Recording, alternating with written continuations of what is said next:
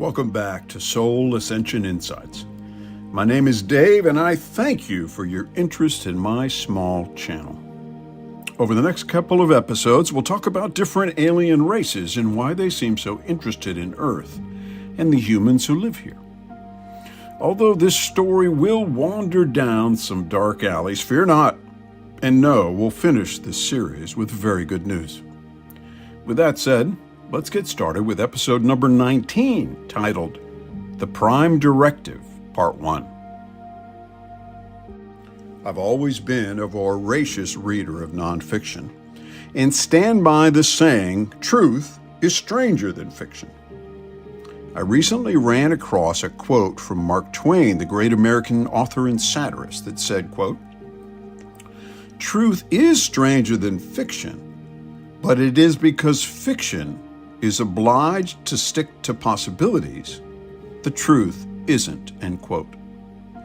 Of course, science fiction is a separate category, but this quote speaks to me because I've read some really out there concepts that, if true, are rather disheartening. I've read a lot of books about galactic history, and it's as chaotic and violent as human history. But it turns out our star-shaped bodies, that's 2 arms, 2 legs, and a head like a 5-pointed star, is a very common body form throughout the universe, with some very weird exceptions. Many of these alien societies followed the same progression we did. Small groups of hunter-gatherers turned into larger agricultural communities, and then industrialization and the digital technologies, and eventually the scientists figure out the power of splitting the atom, and they wind up going to war with their neighbor, killing most of the population and rendering their planet uninhabitable. But Earth seems to have a special meaning, or is considered a very special planet by many alien species.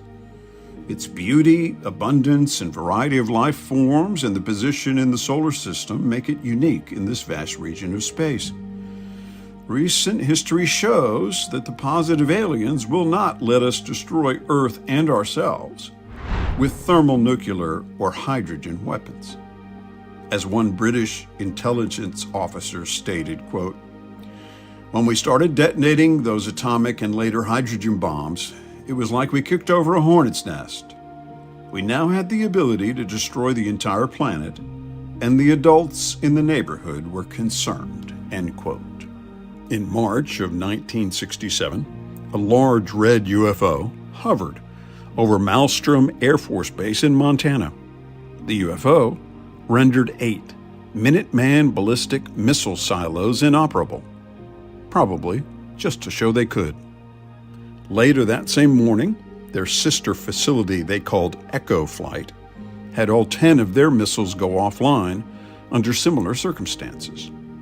Some of the nuclear weapons on the tips of these rockets needed to be replaced due to internal damage. In December of 1980, Royal Air Base Woodbridge in England was run by the U.S. Air Force, where they kept plane-based nuclear bombs in secure bunkers.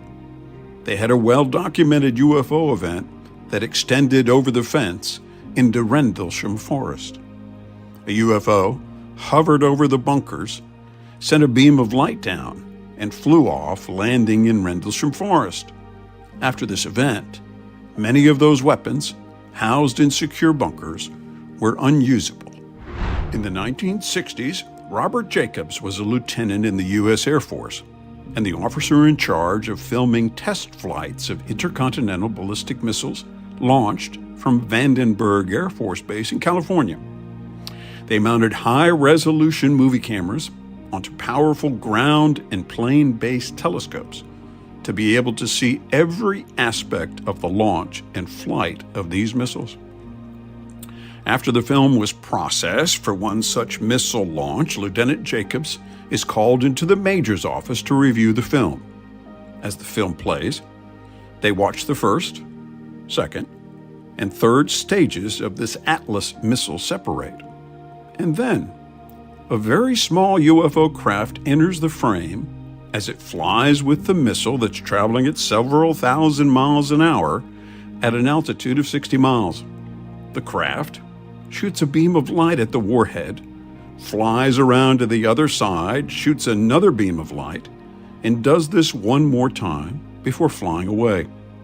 A half-second later, the missile starts tumbling and self-destructs. The Major was not amused and accused the film crew of altering the film. After the Major retired, he confirmed the authenticity of the film. Here is a story that has repeated itself in a number of different books I've read. The Nazis were known for their interest in mysticism and occult practices as early as the 1930s, and it was during this period they were able to channel a very negative ET race known as the Draconian Empire. This ET race gave German scientists the information needed to start building anti-gravity flying saucers.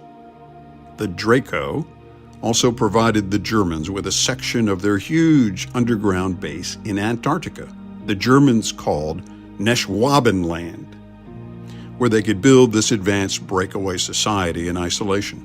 The building and mastery of this technology was not completed in time to change the outcome of World War II, but the Dark Fleet was fully operational by 1947.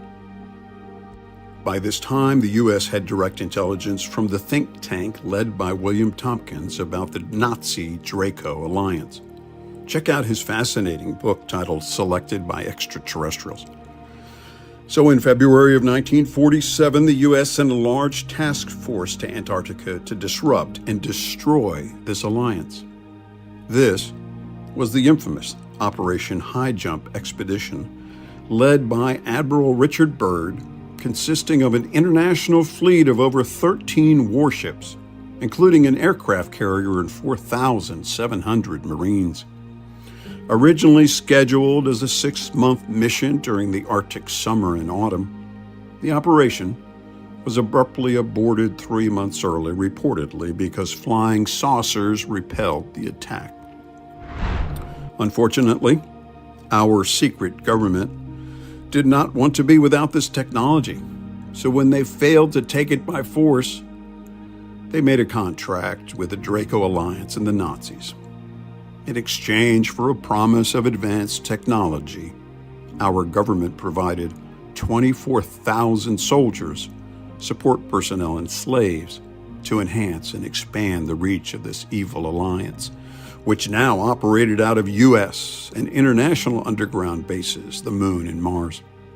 A shameful period and sad sign that our secret government had totally turned to the dark side.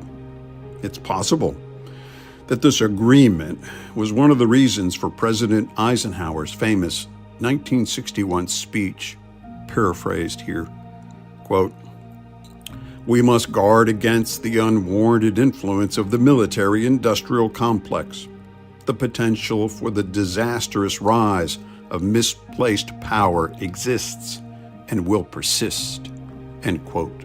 This race of beings we'll call the Draco reptilians have a violent galactic history. Their overriding agenda is to control and dominate every planet and race of beings they encounter. To add to this complicated alien history, there are a number of different reptilian races: the Shakar, the Nagas, the Duhu, and Zeta.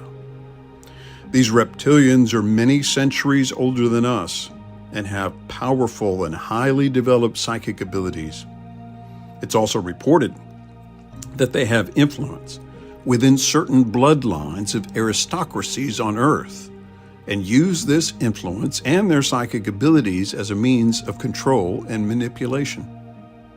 I'm reminded of the news story during the Obama administration about a 12-year-old girl and her 80-year-old grandfather who traced the genealogy of every U.S. president and found that all but one can be traced back to King John, who ruled England from 1199 to 1216. The young girl's name is Brigitte Avignon, and she said, quote, "They all have the trait of wanting power," end quote. This story made all the major news organizations, and it was passed off as a curiosity to me. It was a peek behind the curtain. The Draco reptilians, who originally came from a far-off planet, have been engaged in interstellar war with positive ETs for hundreds of years. And as this war spread across the universe, it made its way to our solar system, which is how the Draco came to live in huge underground cities on Earth. The Draco claimed they were here first, before humans came on the scene, so they have dominion over Earth and its inhabitants, and they actively and surreptitiously exercise this dominion over us. In The Secret History of Extraterrestrials, Len Kasten writes, quote, "The human race in the 21st century finds itself in a strange place. It is slowly dawning on us that the world we see around us is a cleverly designed illusion, and that we have been expertly manipulated to believe it to be reality.